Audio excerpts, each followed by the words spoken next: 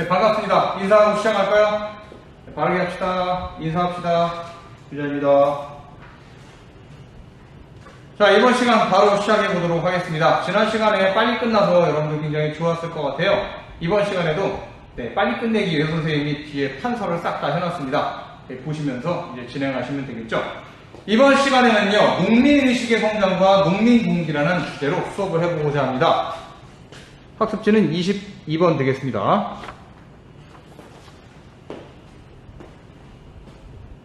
22번 맞나요? 번호가 좀 헷갈리는 것 같은데. 아무튼 여러분들 그냥 농민의식의 성장과 농민공기라고 써있는 학습지 보시면 되겠습니다. 순서가 좀 바뀐 것 같아요.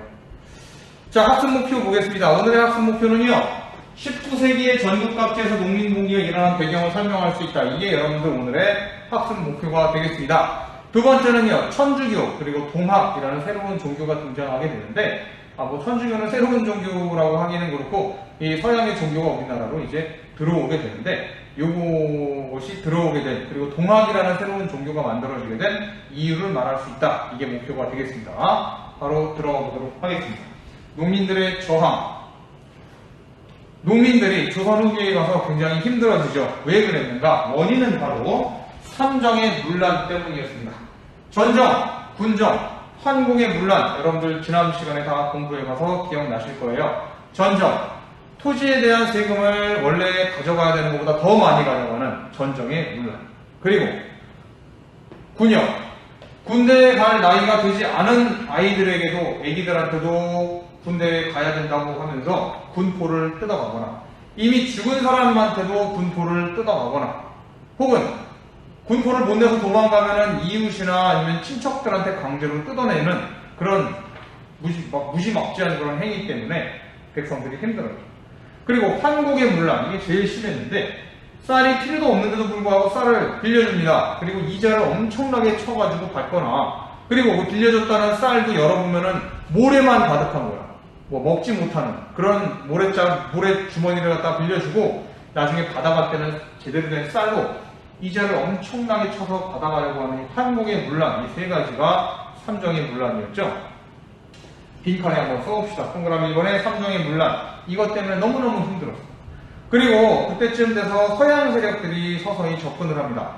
배를 타고 멀리 유럽에 있었던 상인들이 와서 직접 접촉을 하진 않아도 이렇게 조선의 해안에 접근해서 조선 사람들을 불안하게 한다거나, 그래가지고 서양 사람들을 처음 보는 조선 사람들은 얼마나 놀랬겠습니까? 그죠?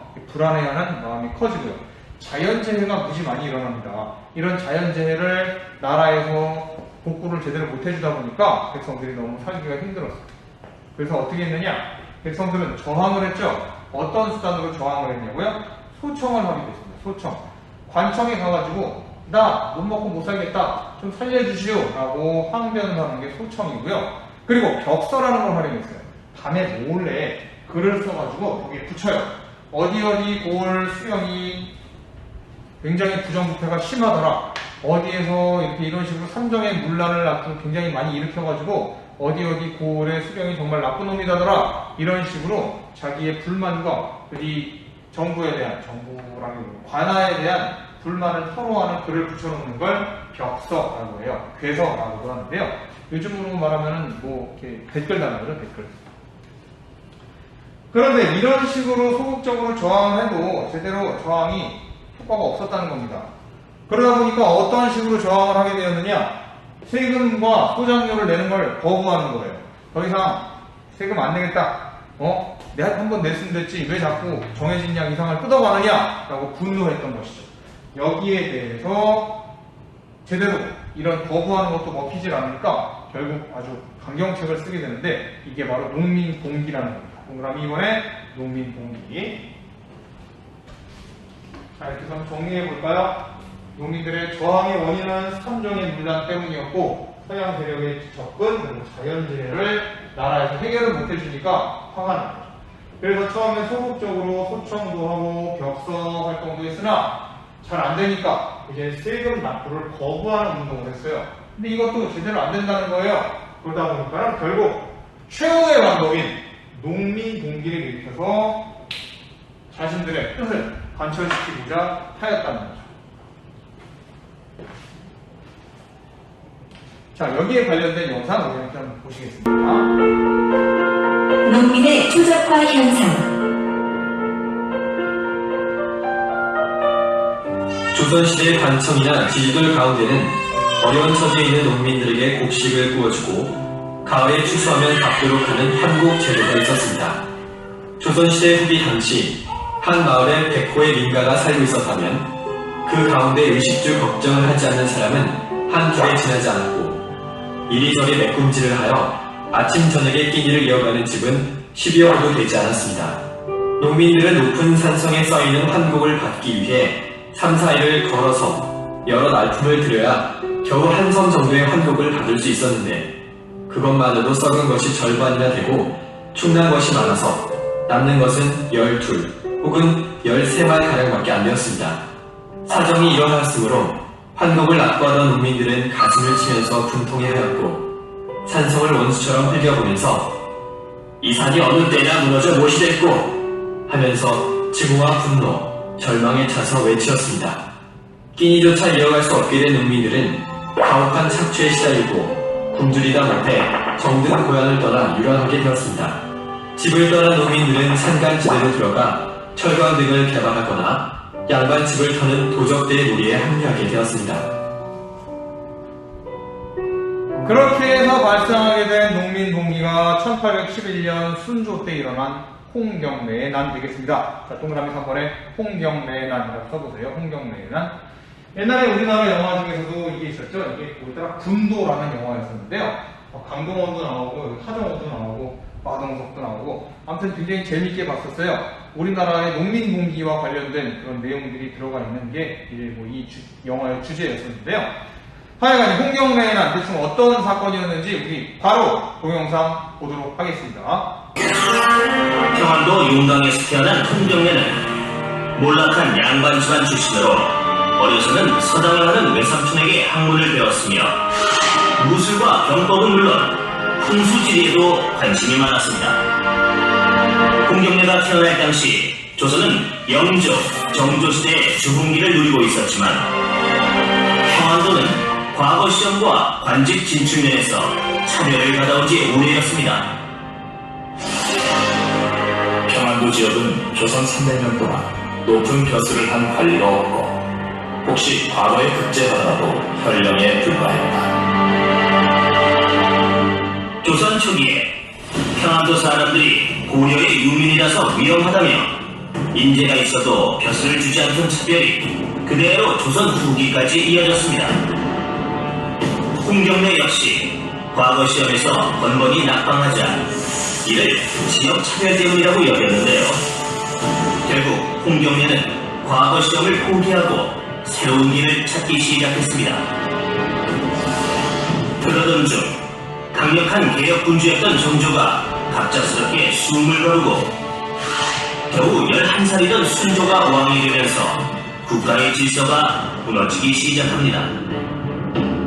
우선 어린 순조를 돕는다는 이유로 당시 왕실의 가장 우더른이었던 대왕 대비 정순 왕후가 수령 청정을 시작했고 1804년에 5년 동안 이어진 수령 청정이 끝나자 그 뒤를 이어 순조의 장인인 김조순이 권력을 잡게 되는데요. 이때부터 일부 가문이 권력을 독점하는 세도 정치가 시작돼 온갖 부정과 비리가 넘쳐났는데요. 한양과 떨어져 있는 지방에선 관리들의 수탈이 더욱 심했습니다.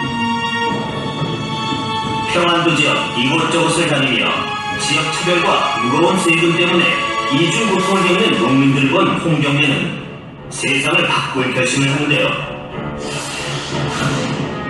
개혁의 뜻을 세우고 준비를 한 지 10여 년이 흐른 1811년 12월 18일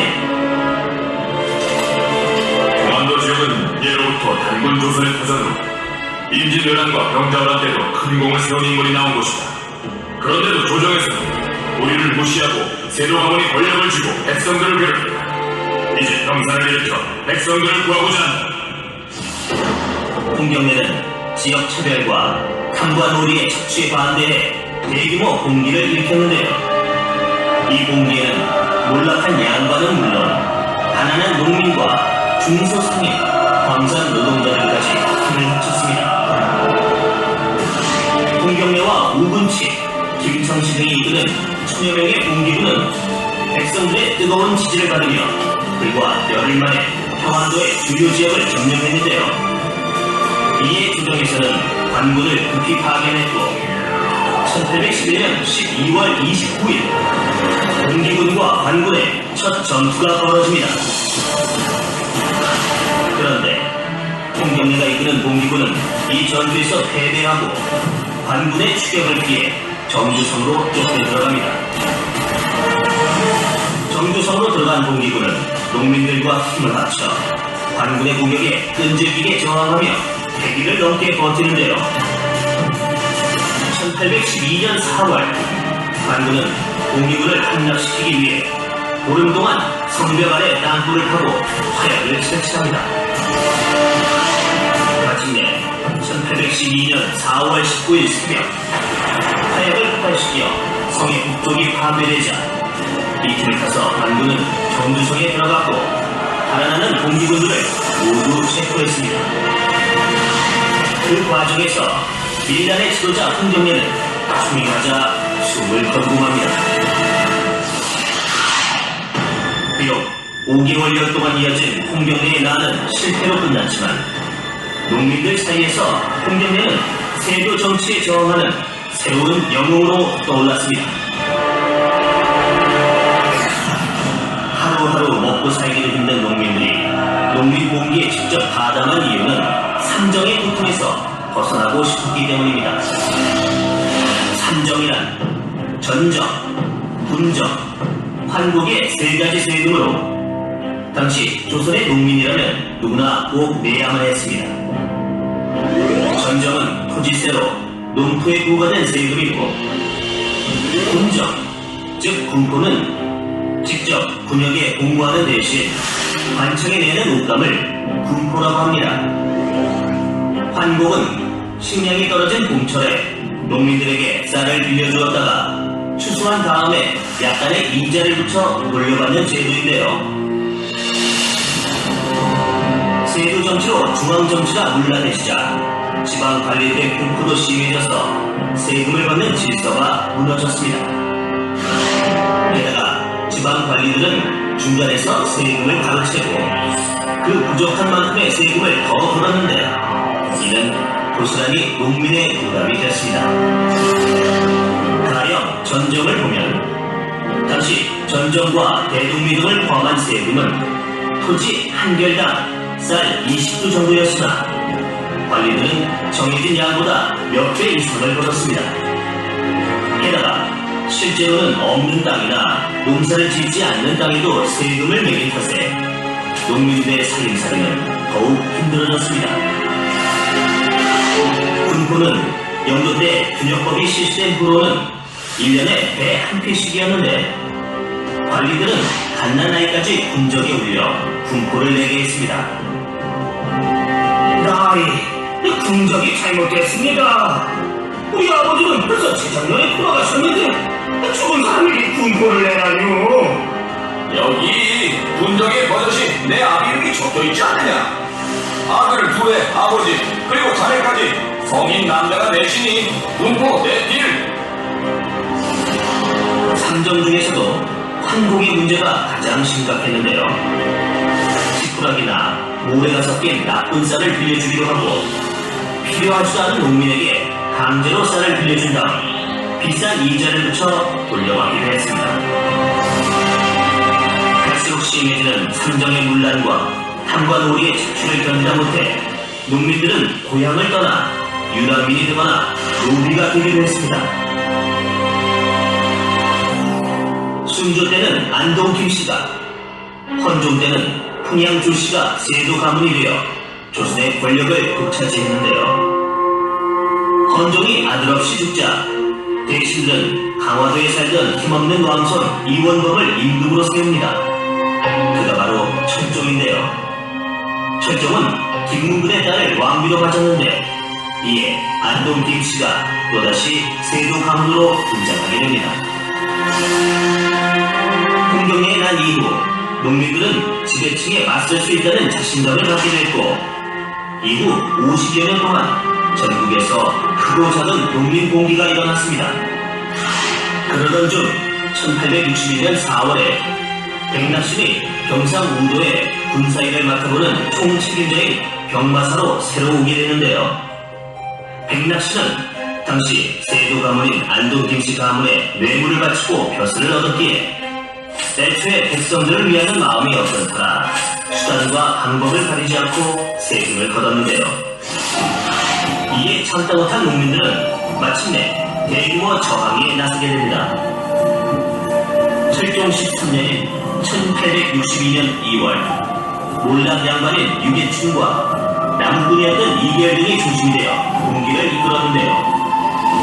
이들은 머리에 흰 수건을 두르고 손에는 몽둥이를 들고 진주 읍내에 모여서 자신들을 괴롭힌 지방 관리들의 집을 불태웠습니다. 이렇게 진주에서 처음 농민 봉기가 일어나 경상도, 전라도, 충청도 등 전국 각 지역으로 확산됐는데요. 1862년은 임술년이기에 그 해에 이름을 붙여 임술 농민 봉기라고 합니다. 네, 잘 보셨습니까? 홍경래의 난이랑 임술농민봉기가 다음 주제였는데요. 홍경래의 난과 임술농민봉기를 동시에 하나의 영상으로 다 보셨습니다. 대충 두 가지 사건이 어떤 내용이었는지를 여러분들 아시겠죠? 선생님 설명 들어가도록 하겠습니다. 홍경래의 난, 몰락 양반이었었던 홍경래라는 사람이 있었습니다. 이 홍경래는요, 그 당시 백성들의 분노를 누구보다도 더 잘 읽고 있었던 사람이었어요. 그 당시 백성들의 분노라는 건 어떤 거겠습니까? 그 당시 삼정의 문란으로 인한 관리들에 대한 분노는 물론이고요. 양반들에 대한 분노는 물론이죠. 더 나아가서 또 어떤 게 있었냐? 평안도 지역에서 홍경래의 난이 일어나거든요. 홍경래가 평안도 출신이었거든요.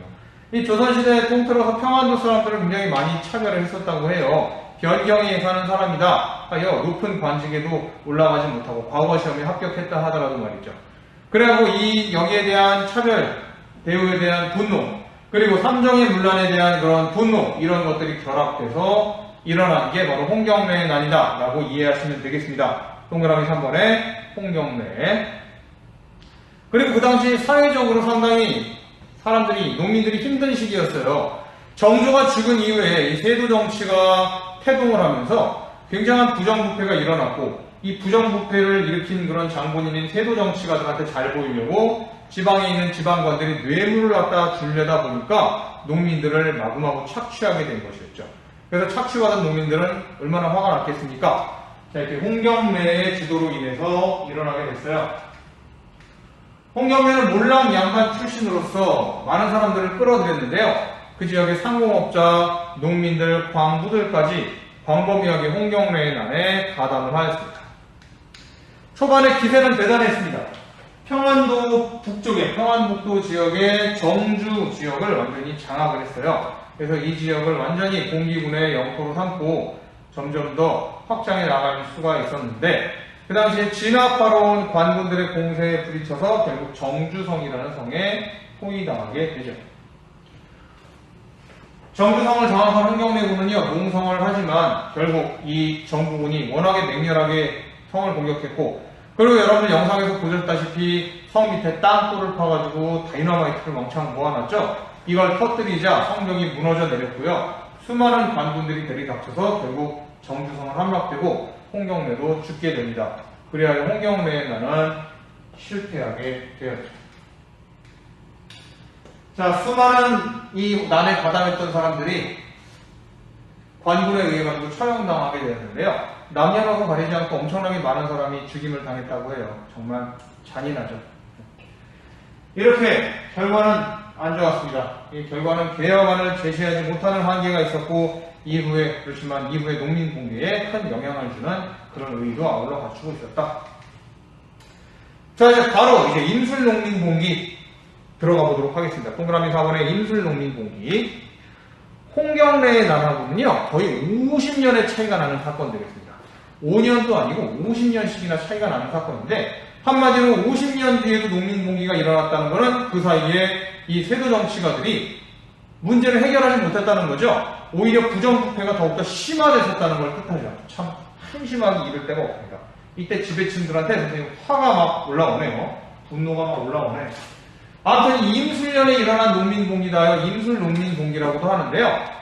진주 농민봉기라는 이름을 또 가지기도 하죠. 왜 그러냐? 진주 지역에서 먼저 시작됐고 거기가 시작되었고 여기가 이제 일종의 농민봉기의 시작점이라고 할 수 있으니까요. 삼정의 문란이 있었고요. 그리고 그 당시에 부임한 백낙신이라는 이 지방관이 아주 못된 짓을 했습니다. 백성들의 그냥 돈을 다 갈취하다시피 해가지고 마구마구 재물을 뜯어 모으니까 분노하게 됐죠. 그리하여 이 진주 지역에 몰락한 양반인 유계춘이라는 사람을 중심으로 농민봉기가 일어났어요. 그래서 백낙신을 잡아 죽이려고 갔는데 백낙신이 도망갔죠. 아무튼 이 봉기는 일정 부분 성공을 거두어서요. 그 지역에서 가장 큰 성이라고 할 수 있는 진주성을 점령하게 되었습니다. 진주성이라고 하면 여러분들 옛날에 임진왜란 때 진주대첩이 일어났던 그 진주성 아니겠습니까? 네, 진주성을 장악을 하게 됩니다. 그리고 전국으로 난이 확산되니까요. 나라에서는 안 되겠다. 이거 해결책을 좀 제시해주마 하면서 암행어사를 파견하기도 하고 이렇게 암행어사 보내기도 하고 삼정이정총이라는 기관을 만들어요. 네. 그래서 잘못한 관리들 잡아서 막 줄이도 틀고 막 그랬는데 성과가 있었을까? 없었다는 겁니다. 봐주기식으로 막 처리를 했고 이걸 갖다가 담당하려고 개혁을 담당하려고 내려온 관리가 알고 보니까 옛날에 이 지역을 뜯어먹던 관리가 또 오는 그런 웃지 못할 일이 일어났다는 겁니다. 그러면 그 개혁을 하겠다고 내려온 관리가 개혁을 하겠습니까? 오히려 봉기 일으킨 사람 잡아다가 죽이거나 가두거나 탄압을 하겠죠. 자, 그럼 동그라미 5번 빈칸에 삼정이정청이라고 써보자. 삼정이정청. 삼정에 관련된 문제를 바르게 해결하려고 만든 기관이었으나 제 역할을 못했어요. 그래서 결국 이건 임시 미봉책에 그쳤고요. 성과는 없었습니다. 아무튼 그 뒤로 농민봉기는 계속 일어났어요. 의의가 있다면 농민의 사회의식이 성장하게 되었다는 거. 농민들이 야 이거는 잘못된 일이다 라고 부조리를 느끼는 의식이 생겨났다는 거. 그 다음에 또 하나의 의의가 있다면 양반 중심 체제가 흔들리게 되었다는 그런 의의가 있겠습니다. 한계도 있었습니다. 어떤 한계가 있었느냐? 조세제도 개혁, 세금 제도를 완전히 개혁을 해야 된다라는 결론에 도달하지 못했고요. 또 하나의 문제는 뭐겠습니까? 정부에 대한 저항으로 더욱더 타오르지 못했다는 그런 문제가 있었다. 자, 여기까지 일단 해보고요. 여러분들 좀 많이 지루하시죠? 허리 좀 쭉 펴고, 어깨 좀 펴고, 몸 좀 돌려봅시다. 아이고, 피곤하다. 우리 뭐 심심하고 그러니까 중간에 좀 즐거운 영상 한 편 보고 또 시작해보도록 할까요?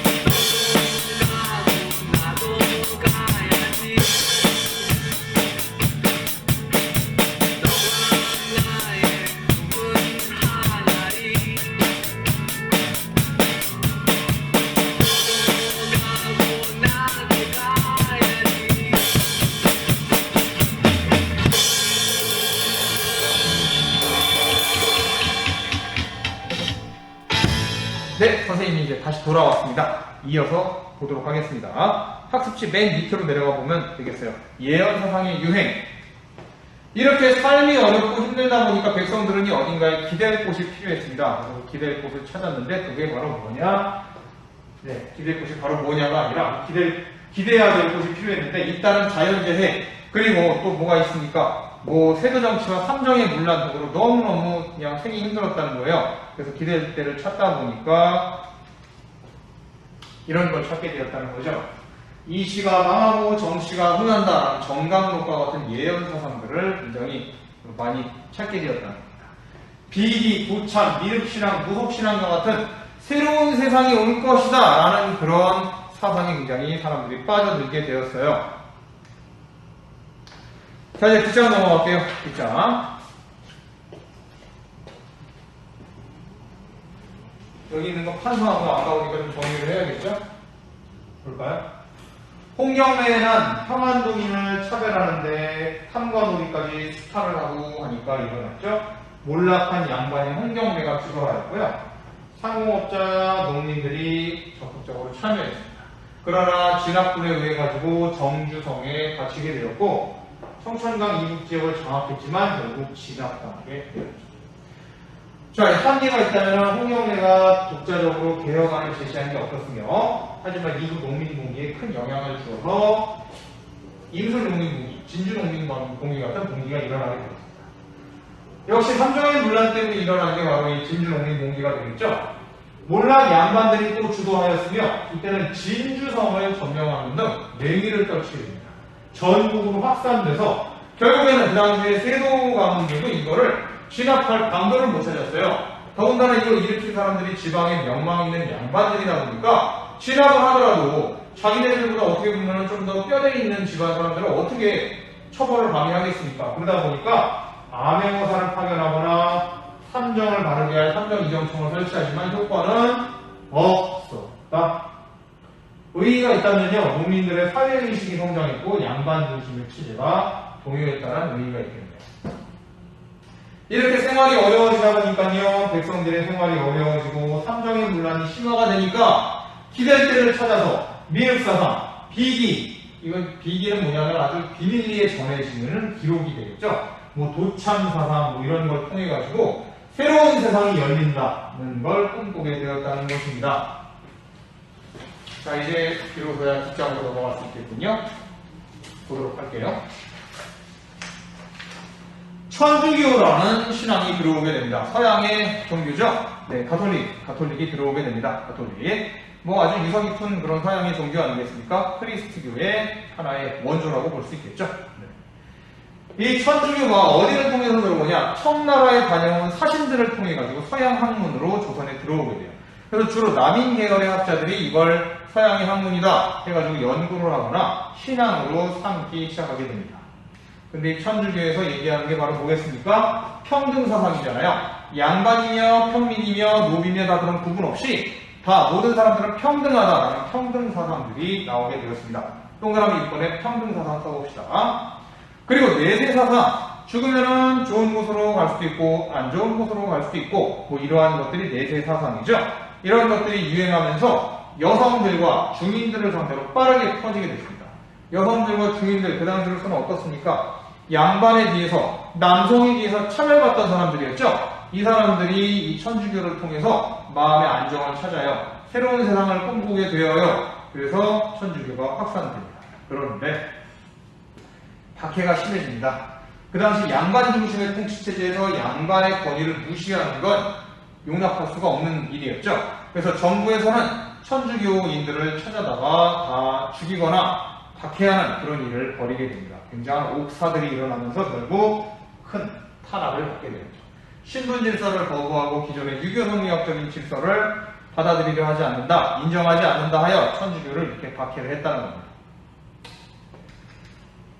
자, 새로운 종교가 또 등장하죠. 서학이라는 이름으로 천주교가 들어오니까 여기에 큰 영향을 받은 사람이 누구였냐? 최재우라는 사람이었습니다. 아이라인이 엄청 진하고 수염이 엄청 삼각형이죠. 참 범상치 않은 이 외모의 최재우.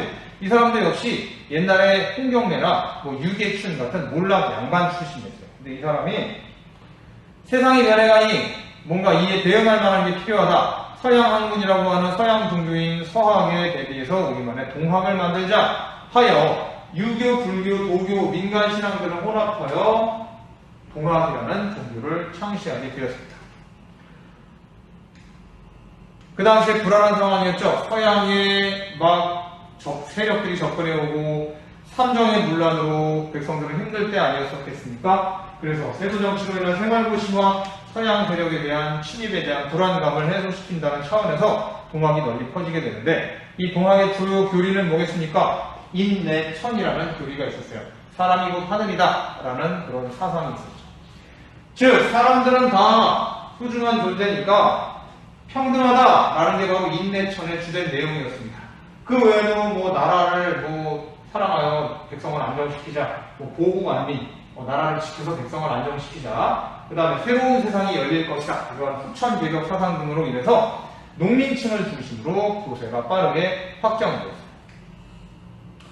그런데 이 동학도 결국에는 신분제를 인정한 거예요? 부정한 거예요? 부정한 거죠. 모든 사람은 평등하다고 그랬잖아요. 그래가지고 조정에서는 동학을 마구마구 탄압하게 되었습니다. 그래서 결국 최재훈은 잡혀서 처형을 당하게 되었어요. 하지만 그 뒤에도 동학은 수그러들지 않고 최신형이라는 사람을 교주로 하여 다시금 교리를 정돈하고 교단을 정비하여 다시금 번창하게 되는데, 이게 나중에 동학 확산으로까지 이어지게 되었다는 거죠. 여러분들 우리 나중에 배울 동학농민운동 3학년 때 배우게 될 텐데, 이 동학농민운동의 불씨가 된 것도 바로 이때의 동학의 창건이었다라고 여러분들 이해하시면 되겠습니다. 자, 여기까지 보셨으니까 우리 정리하는 영상 한 편 보시겠습니다. 1860년 철종 11년 4월 5일 경주. 한 사내가 돌을 되치고 동학을 세우니 그가 최재훈입니다. 바로 이거야. 하늘님을 섬기세요. 서학도 하늘의 뜻을 따르기는 합니다. 하지만 보세요. 조상을 모시는 제사를 반대합니다. 우리 것을 지키기 위해서는 이 동학을 믿어야 합니다. 또 우리 세상은 어떻습니까? 너무 혼란합니다. 나라를 다스리는 사람들이 제 욕심만 챙깁니다. 맞아. 이제 새로운 세상을 만듭시다. 우리 몸에 하느님을 모시면 군자가 될 수 있습니다. 나라를 돕고 백성을 평안히 할 수 있는 사람이 될 수 있습니다. 최재훈은 자신의 뜻을 전하기 위해서 동경대전과 용담유사라는 경전을 만들었습니다. 동경대전은 한문으로, 용담유사는 한글로 쓰여졌습니다. 사람이 하느님을 모셨으니 모든 사람은 똑같다? 동학을 믿는 사람들이 점차 늘었습니다. 상민들이 많았지만 양반들도 있었습니다. 동학을 왜 믿냐고요? 상인과 양반이 서로 평등한 세상, 얼마나 좋습니까? 제가 동학을 믿는 이유는 세상이 너무 불공평해요. 능력 있는 사람들이 자기 능력을 발휘할 수가 없어요. 저 같은 사람들이 말이에요. 진짜라고? 교세가 확장되고 신도수가 점점 많아지자 나라에서는 동학을 나라를 어지럽히는 종교로 하여 최재훈을 체포했습니다. 최재훈은 1864년 대구에서 처형되었습니다. 동학 정신은 지금 천도교로 이어지고 있습니다. 네, 잘 보셨습니까? 우리 한사한 내용 정리하면서 오늘 시간 마무리 한번 해보도록 할까요? 자, 천주교의 전례서부터 한번 보시면 되겠습니다. 서양 학문으로 처음에 소개된 천주교는 청나라의 사신으로 갔다 온 사람들을 통해서 전파가 되었죠. 이게 평등사상이랑 내세사상을 내세우다 보니까 많은 차별받던 사람들, 여성이나 주민들에게 굉장히 많이 어필을 했어요. 그래서 그들이 천주교인으로서 많이 이제 그 신앙을 받아들이게 됐죠. 하지만 신분질서나 제사 등을 거부하다 보니까 정부에서는요, 탄압을 당하게 되었고 많은 박해를 받게 되었습니다. 자, 아무튼 이렇게 천주교와 같은 서학들이 들어오니까 여기에 맞서서 최재훈이라는 사람이 각종 신앙을 혼합해서 동학이라는 사상을 만들었습니다. 이 동학은요, 주요 교리, 인내천이라는 걸 교리로 삼고 있었어요. 즉, 사람이 하늘이라 모든 사람은 평등하다라는 그런 이야기였죠. 그런데 역시 신분제도를 부정했기 때문에 정부의 탄압을 크게 받았고, 결국 최재훈은 잡혀서 처형당하게 되었습니다. 그렇지만 국민들에게 더욱 확산되었고, 나중에 이대 교주 최시영 때 교단이 정비되면서 동학은 더욱더 번성하게 되었다. 이 말씀드리겠습니다.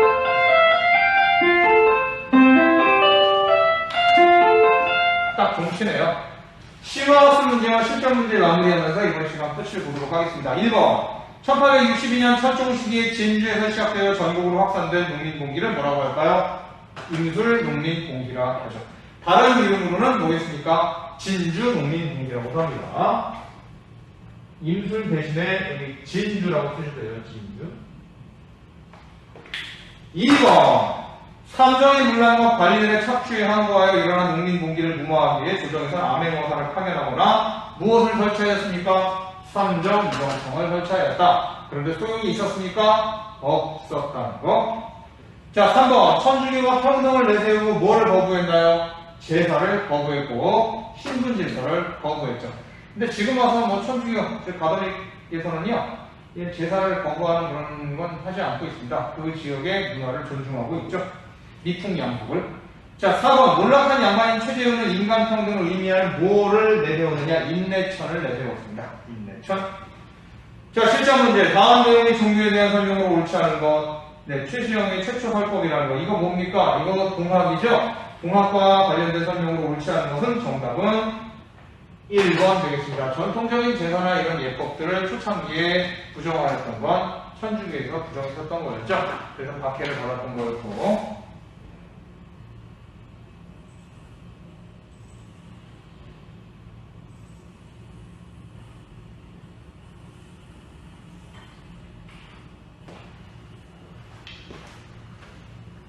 자, 이렇게 해서 여러분들 이제 6단원이 다 끝이 났습니다. 이제 조선시대가 마무리가 되었어요. 물론 이렇다고 조선이 망한 게 아니라 나머지 조선 후기와 개화기 그리고 근대, 현대로 이어지는 한국사는요, 여러분들 이제 3학년 때 가서 배우시게 되겠습니다. 그러면은 2학년 때 역사의 한국사는 여기가 끝이냐고요? 그렇죠. 끝입니다. 그러면 다음 시간에는 뭘 배우겠습니까? 다음 시간엔 드디어 이제 세계사에 들어가겠는데요. 다음 시간에 배울 세계사는 바로 어디서부터 배우냐? 바로 7단원 통일제국의 등장의 첫 번째 단원, 중국 최초의 통일제국 진나라와 한나라에 대해서 공부해 보도록 하겠습니다.